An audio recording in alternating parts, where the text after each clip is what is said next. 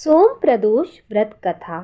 सोम प्रदोष व्रत की पौराणिक व्रत कथा के अनुसार एक नगर में एक ब्राह्मणी रहती थी।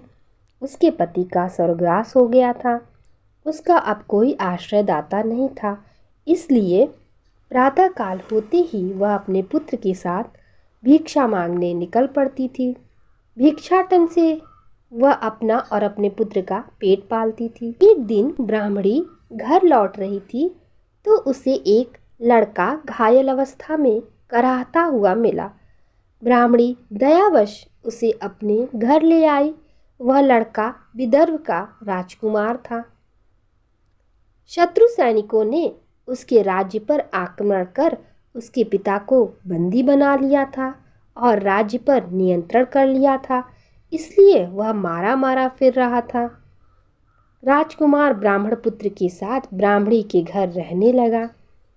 एक दिन अंशुमति नामक एक गंधर्व कन्या ने राजकुमार को देखा तो वह उस पर मोहित हो गई।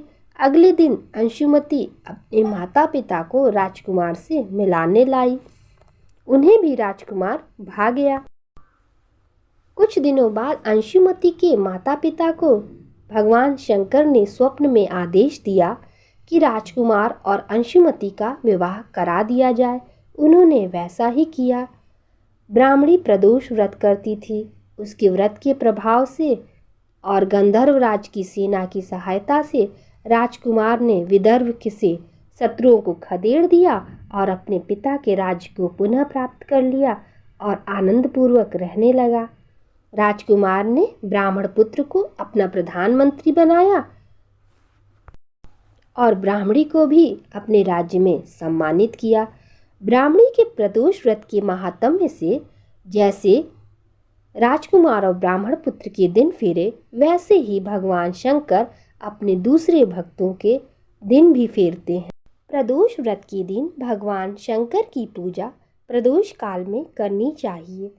सूर्यास्त से 45 मिनट पूर्व और सूर्यास्त के 45 मिनट बाद तक का समय प्रदोष काल माना जाता है।